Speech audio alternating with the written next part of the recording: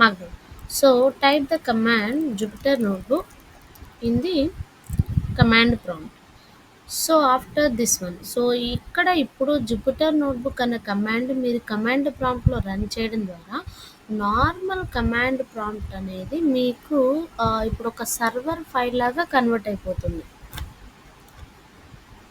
So if you observe this one, ఎప్పుడైతే మనం command run చేసామో కమాండ్ ప్రాంప్ట్ అనేది సర్వర్ ఫైల్ లాగా రన్ అయిపోయి ఆటోమేటెడ్గా మీకు ఈ జుపిటర్ నోట్బుక్ అనేది వెబ్ పేజ్ ఓపెన్ అయిపోతుంది. Okay, let's see. So what is markdown అనేది మనం థియరిటికల్గా చూసాం కాబట్టి ఇప్పుడు ఆ డాక్యుమెంటేషన్ అనేది స్టెప్ వైజ్ ఎలా చేయొచ్చు అనేది ఈ వీడియోలో చూద్దాము. లేదు లెంగ్దియర్ వీడియోస్ అవసరం లేదంటే ఈచ్ స్టెప్ ఒక మార్క్డౌన్ డాక్యుమెంట్ తీసుకుంటే so we will go with the topic wise how to create the headings etcetera we will see. Okay, so first we will go with Jupyter Notebook opening from the CMD.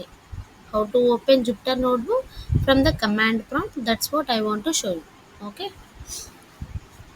Okay, so మీరు command ప్రాంప్ట్లో Jupyter notebook అని type చేస్తే ఇలా మనకు web server లాగా convert అయిపోయి ఒక web page అనేది ఓపెన్ అవుతుంది.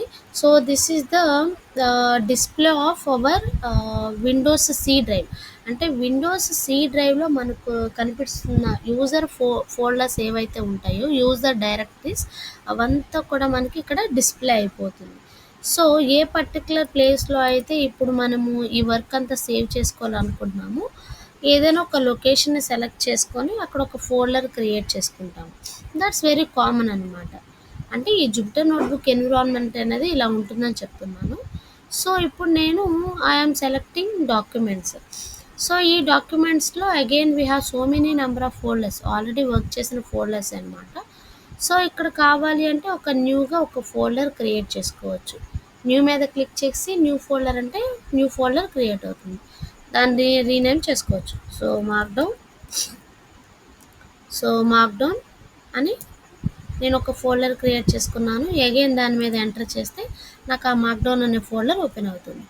So now if you want to work with markdown, ఈ పైథాన్ కూడా అసలు ఇదంతా ఎక్కడ రన్ చేస్తామంటే జుపిటర్ ఫైల్లో. సో దట్ ఈస్ కాల్డ్, ఇక్కడ న్యూలోకి వెళ్తే మనకి పైథాన్ 3 ఐపీవై కర్నల్ అని ఉంది. ఐపీవై అంటే ఐపైథాన్ అని.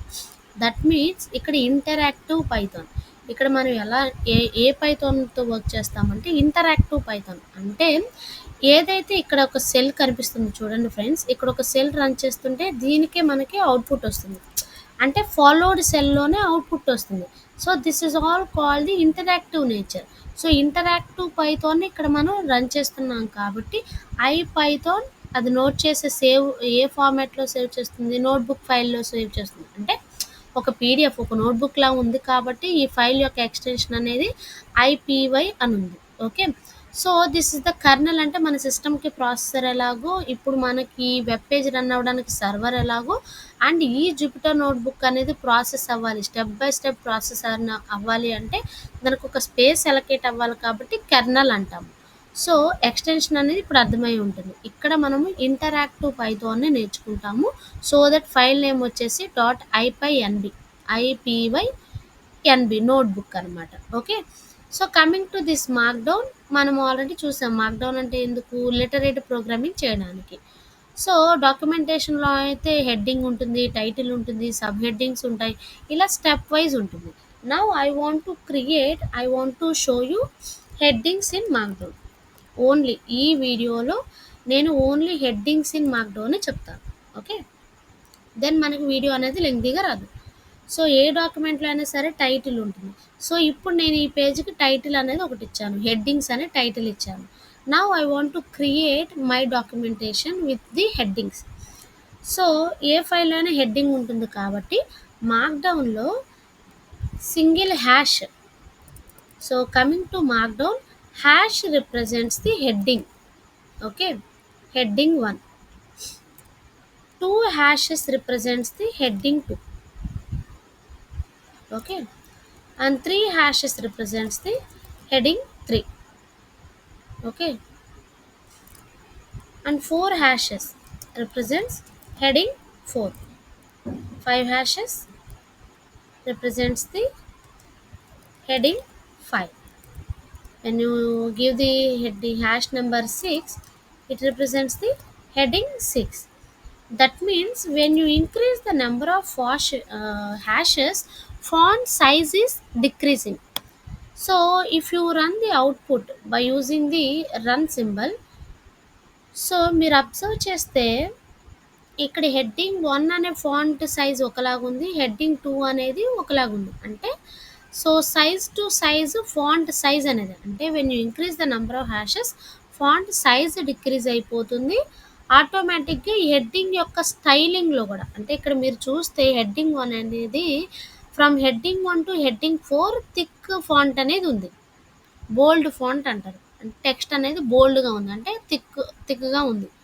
So when you observe the heading 6 and heading 5 అవి లైట్ ఫార్మాట్లో అంటే నార్మల్ ప్లెయిన్ టెక్స్ట్ లాగా ఉన్నాయి. అంటే this is the variation of headings అనమాట. మన డాక్యుమెంట్లో మీరు ఏ డాక్యుమెంట్ అయినా చూసుకోండి. ఫర్ ఎగ్జాంపుల్ ఇప్పుడు మనం ఏదైనా ప్రొఫెషనల్ దానికి ఏదైనా ఒక థియరీ దానికి వెళ్ళామనుకోండి. For example if I'm searching for chat జీపీటీకి వెళ్ళాను. ఓకే, సో ఫర్ ఎగ్జాంపుల్ నేను దేని గురించి అయినా సరే ఒక పీడిఎఫ్లో నేను ఎప్పుడైనా సరే ఓపెన్ చేస్తే ఏ పీడిఎఫ్ అయినా సరే సమ్ ఫార్మాట్ ఫాలో అవుతుంది. Okay, so for example if I search for what is Python in chat GPT some highlighted text అనేది వస్తుంది. ఇక్కడే మీరు చూడండి, ఇక్కడ మనకి సమ్ హైలైటెడ్ టెక్స్ట్ వచ్చేసింది అండ్ సమ్ నార్మల్ టెక్స్ట్ వచ్చింది. అంటే ఏంటి, ఈ డాక్యుమెంట్స్లో ఫాంట్ వేరియేషన్ అనేది చూపిస్తున్నారు. ఇలానే మనం కూడా ఇలాంటి ఒక డాక్యుమెంటేషన్ చేసుకునేటప్పుడు ఇలా ఫాంట్ వేరియేషన్ చూపించడం కోసం మనకు డిఫరెంట్ సైజెస్ ఆఫ్ హెడ్డింగ్స్ అనేవి ఉన్నాయి. That is the heading 1 to heading 6 different sizes of heading. మరి ఇంకా నార్మల్ టెక్స్ట్ అంటే 6 హెడ్డింగ్స్ వరకే లిమిటెడ్ అంటే ఎస్ అఫ్ కోర్స్ మనకి హెచ్టిఎంఎల్లో H1 టు H6 ట్యాగ్స్ ఎలా ఉన్నాయో ఇక్కడ మార్క్డౌన్లో కూడా హెడ్డింగ్ 1 టు హెడ్డింగ్ 6 అనే 6 ఫాంట్సే ఉంటాయి. If you indicate the 7 hashes కనుక ఇచ్చినట్లయితే అది నార్మల్ ప్లెయిన్ టెక్స్ట్ అయిపోతుంది. Okay okay, so this is called headings in markdown. Now I want to indicate font styling. ఇప్పుడు నేను నా పేజ్లో నా డాక్యుమెంట్లో డిఫరెంట్ ఫాంట్ స్టైల్స్ని ఇవ్వాలి అనుకుంటున్నాను.